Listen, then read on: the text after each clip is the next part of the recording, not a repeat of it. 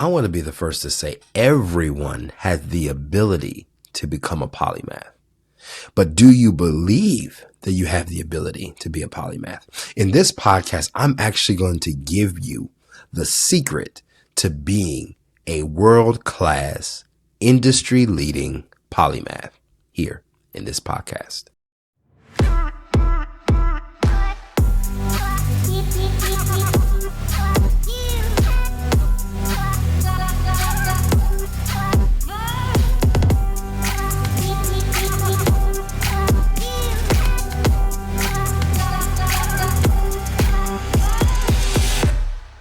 Ladies and gentlemen, welcome to Shifts and Ladders. You know who it is. It's Ryan Robinson. I'm here in a different setting. I'm actually on the road this time filming this podcast, and I couldn't let the topic go of being a polymath. And one of the things I wanted to just nail down is, how does one become a polymath? Okay. And just to recap last podcast, we want to talk about why they're so important to culture. These days, if you're talking about Elon Musk, if you're talking about Steve Jobs, to name a few, if you're going way, way back, Leonardo da Vinci, Michelangelo, those individuals were contemporaries as well as industry leading and historical figures in our lifetime because they had a major influence in how culture has been cultivated and the items that they created in the industries that they impacted with their information. Also, if you want to go even further back, we talked about King David. King David was a warrior. He was a worshiper. He was a king. He was a priest. He was a prophet. He was all those things. Even the apostles in the Bible were had more than one occupation. Not only were they apostles or students, Peter, for example, was a fisherman. So he had a particular gift set and skill set that was not anchored, no pun intended, on just ministry. He had another gift set. So it's important for us to understand that everyone has been given a measure of ability and capability. And we're going to jump right into it. First, you have been given a level of ability. Now, I'm going to go to the parable of the talents. I believe it is in Matthew chapter 25. I believe it might be something like that. But what I want to say here is, matter of fact, let me look it up. I was right. I knew it. So I want to go to the parable of the talents. And this is important because there is something that God has given us that actually allows us to be a polymath. And as I provided examples before, there's some scriptural evidence that actually confirms that you have been given at least one gift and what to do with that gift. So I'm going to be reading from Matthew chapter 25. And Matthew chapter 25 has the parable of the talents. That's where it's held. So it says this, it's for it will be like a man going on a journey who has his servants and entrusted them with his property. To one he gave 5 talents, to another he gave 2, and another he gave 1. Here it is, to each according to his ability. Okay. Then he went away. He who had received 5 talents went at once and traded with them, and he made 5 more talents. So he who had 2 talents made 2 more talents. But he who had received the 1 talent went and dug it in the ground and hid his master's money. Okay, so I'm going to stop there. There's a longer piece to this particular scripture, but I want to just stop there. The Bible clearly articulates and says that he who had the talents, in this case, talents was, I believe, about 6 months of wage, depending on what society you're in. So he gave these individuals a measure of talent. Here it is, according to their ability. This is the key. Everyone has ability. and everyone has been given a measure of ability. You may be good at multiple things. You might be able to sing, play music, and draw. Okay. You might be able to speak. You might be able to write, and you might be able to, I don't know, do something else. Or you might just be good at listening to folk, whatever the case is. Okay. But it is up to you to discover what that ability is. So you can't sit here and say, I don't have the ability to become a polymath. You actually do. It's only because you have yet to cultivate and be curious enough to dig in for it. Now, we talk about people being lifelong learners, and I am one of those. I love podcasts. I mean, clearly I'm on a podcast or I make one, but I listen to a plethora of podcasts. I read and listen to a lot of books. I gain a lot of information. I talk to people, almost annoyingly, if you ask other people who have known me for a long time. I really love to connect and gain information. Okay. And what happens is when you gain information, you actually are, in many cases, investing those talents into more talents. So the more you learn about your natural ability to sing, play music, whatever the case is, that particular gift will begin to bear fruit and multiply in ways that you may have never thought of. But also, there is almost a common thread to the things that you either have interest in and the things that you are talented in. Okay. So first off, you want to understand that you have been given a measure of ability. So you cannot say that you do not have the ability. You at least have one that can be cultivated. And it's time for you and for myself to cultivate that one. Now, I want to preface everything with this, if I can put an asterisk here. You, as an individual, have not been gifted with everything. You have been given a measure of creative expression. Therefore, that creative expression comes out in the areas you're naturally talented in. You have a gift in. It may be a spiritual gift that actually informs the way you connect with people. There's things that add value they're not monetary. They're from a person to person. They're spirit, they're relational, they're emotional. They're just things that connect with folks. So it's important for you as an individual. It's important for you as an individual to recognize that you have been given some ability. So don't say, I can't do it. No, you just haven't found out what it is yet. Okay. So now the second part of this is once you are able to discover your particular ability, do everything you can to learn about it. I was told by a mentor when I began to preach in my preaching career that if you love and you enjoy preaching, you need to listen to more preachers. If you love computers, you will learn and listen to those who are in the tech field. If you are interested in singing, you will learn music from those who have gone before you. Why is that important?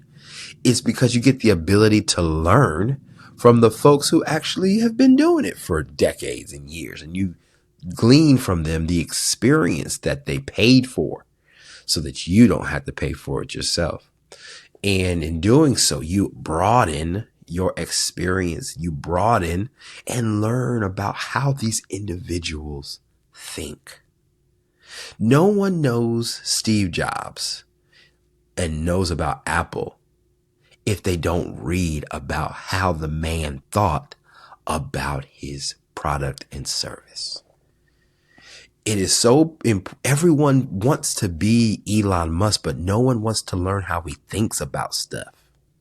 No one wants to learn how Steve Jobs thought about Apple, or how Johnny Ive thought about design in Apple, or how Bill Gates thought about Microsoft, or or how Jeff Bezos envisioned Amazon. Like, there are things that individuals have written down, and in many cases hidden in books, about a pattern by which they thought about things. And once you have learned what your ability is, and honestly, there might be some, individuals you may, I would say, reach out to or gravitate to. You have your gifting, and maybe you're like Steve Jobs, for example. Just use that as an example. Once you learn how Steve Jobs thought about product development and all the things that made him successful, now what you do is you start putting these two things together. And then you put your thoughts as the third and most important ingredient, you. Your ideas, your thoughts, your ideas, who you are as a person, your experiences. You put all that in a pot and then you stir it up. Okay. Now, what do you have when you get it? What you get is a lot of ingredients. But in all of it, you could say, if we're thinking of soup or something you're making, all the ingredients are where it needs to be. It looks good. You follow the instructions. But there's always one thing that happens that we forget when we follow the instructions and we're finishing preparing the food to eat. We usually add salt to taste. It is the common denominator that pulls out all the flavor. It pulls out all of the seasonings. Salt does a lot to just pull everything together. Now, you use too much, you're going to be like, that's terrible. But you usually salt to taste because it brings everything together. Now, this is the last piece to what I'm going to talk about. The third ingredient is understanding the pattern that connects all of your interests together. Okay? So I'm going to run that back from 1 and 2 again. Understand that you have ability. Number 2, cultivate and learn about that ability. Read about your gifting, but also read about the giftings of others and how they thought about it. Then number 3, find out what is common with everything that you're interested in, and find what I like to call the common thread or the common pattern. Okay. I'm going to give an example. I'm going to use a personal example. I have, in my career, I have had multiple areas of which I've had interests in. And when I was at an employer, one of my exercises when I started was to kind of draw, like, what does your path look like here at this particular employer? So I had no idea what to draw. So I drew actually 2 rivers. We had to draw a river and what we envisioned our career to be. And in this case, I actually drew 2 rivers. One with my ministry experience, the other one with my corporate business aspirations. And the facilitator said, why'd you draw 2? I said, well, I don't want to give up both of them. But at some point, I feel like I got to choose. Whether I got to choose ministry or if I need to choose business and career.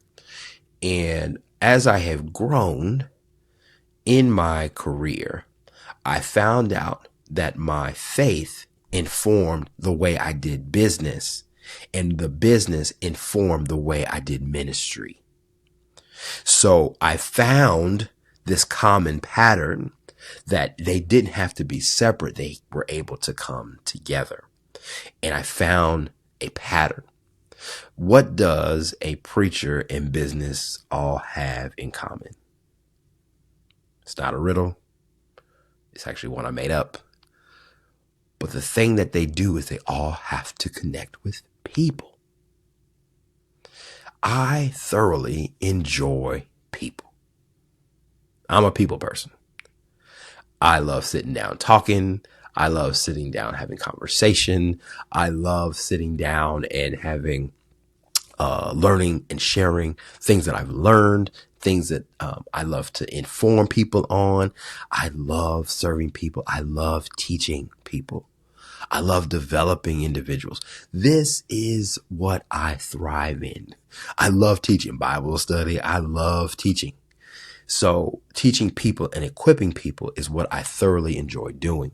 Now, depending on where that area is, whether it be in a church house, whether it be in business, whether it be in other places that I have interests in, whether it be in music or culture, the common thing that I thoroughly love is people and the expressions and creations that people make. Mine in particular is music. I love hearing music because music is a cultural expression of what's going inside the hearts of people. So I found out for myself that me communicating with people in the scripture, in music, in business, and anything I learn that is interesting to people, I'm going to learn about it. I'm going to connect with it.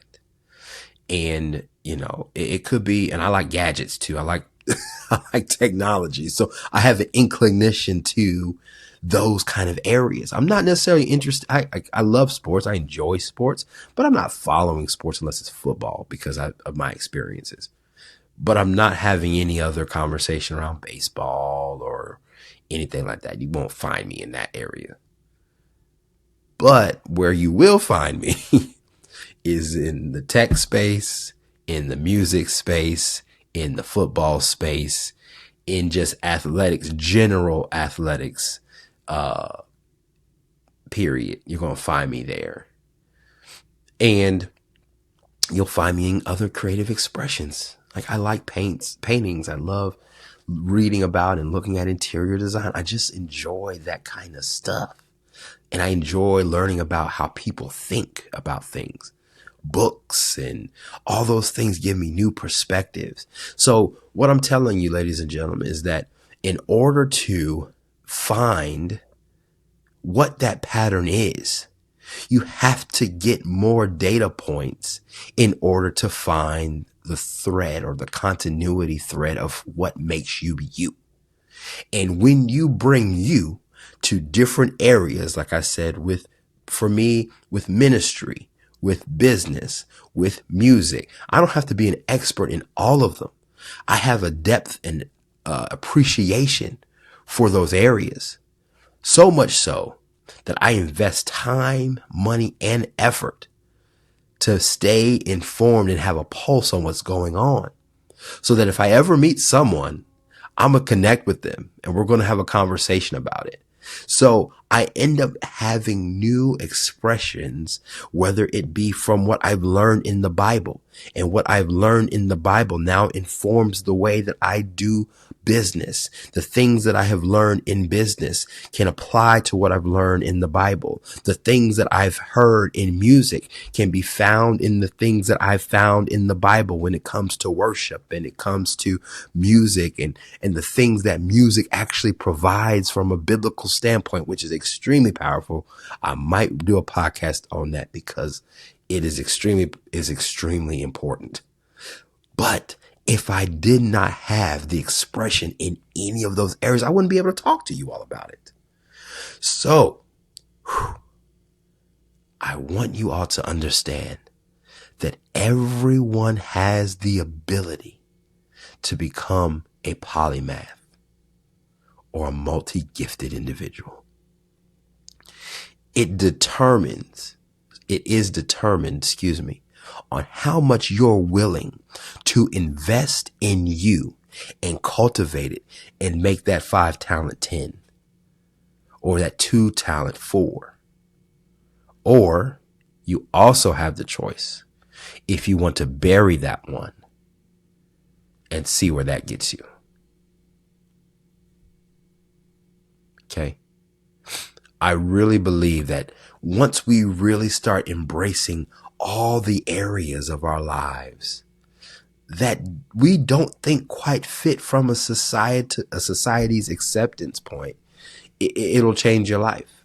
I'm telling you this because I'm just getting this news. I've been, for much of my life, I have been fighting this amalgamation of who I am as a person. I've shared with you that I love football. I shared with you that I love music. I share with you that I love the Word of God, and I love teaching, and I love people. But there's also a thing that a few of my friends know, and now you know as a listener. I love comic books. I love comic books. I love anime. I actually thoroughly enjoy it. I was one of those people that, I had glasses and everything, and I just I'm not your typical anime person, but I loved anime. I had good friends that we just enjoyed watching Dragon Ball Z or Yu Yu Hakusho, for those who know what I'm talking about. Like, those were shows that I enjoyed. If you don't know them, you can Google them if you're even interested. But those are things that I enjoy. And I like clothes. I like shoes. I like socks. I like all those kinds of things. And why? They are creative expressions of me. So I didn't have to, or didn't feel the need to, and maybe I don't feel the need to hide them now. But before, years ago, maybe just a year ago or so, at the latest, I felt like I had to hide that part because that stuff just didn't fit. I didn't work with it enough. If you ask Steve Jobs, if he was alive today, how he came up with the devices that he came up with, you could see that he took things that weren't typically supposed to be together, but now have become cultural staples in how we communicate and digest media, information, and other mediums of media and communication. If you asked Elon Musk, I don't know, decades ago, do you think that electric vehicles would be as powerful as they are today? He believed it, but no one thought you could put a battery in a car like it's a Hot Wheel or a big wheel or like big wheels and be successful in it. Every major car manufacturer now has an electric vehicle in their lineup of car offerings. But who risked it? Elon Musk did. No matter if you like him or not, the guy tried something that typically you would see in a child's playroom, a car with a battery in it. Now, do you see how amazing this is? Steve Jobs just envisioned, I have my iPad here. I'm gonna share this. Oh man, we're going in on this.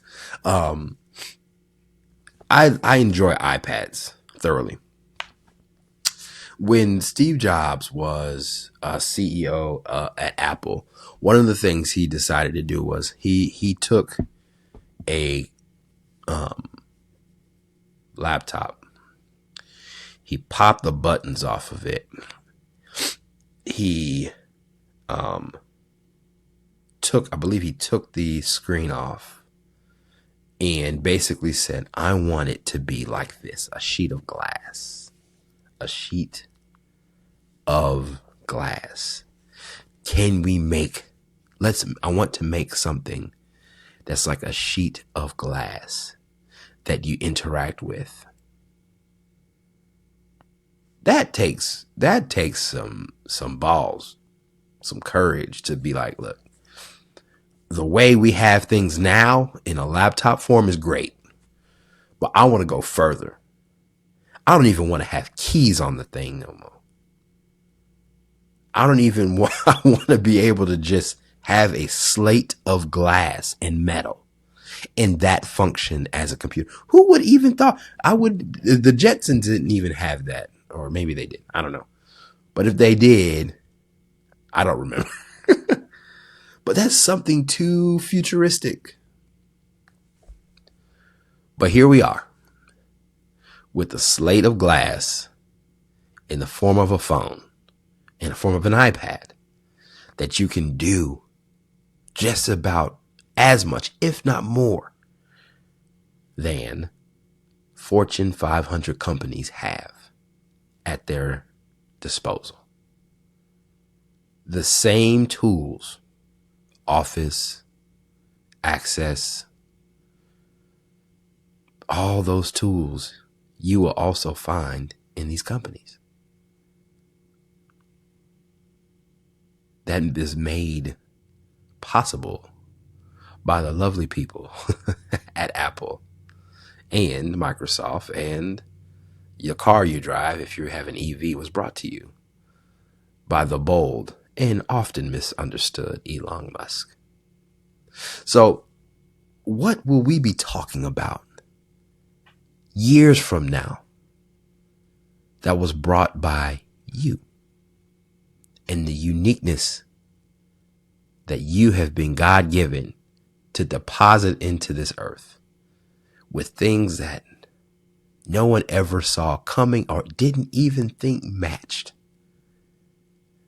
But decades later, they're saying, I wouldn't and couldn't have my life like this had someone like you imagined it and believed it to be possible.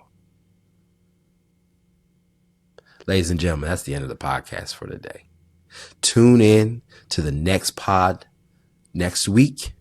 We have an incredible topic, and we'll probably be having a guest. And I can't tell you who it is yet, but I'm excited about what we're going to be having next week on the pod.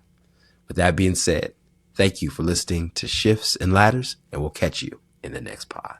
Peace.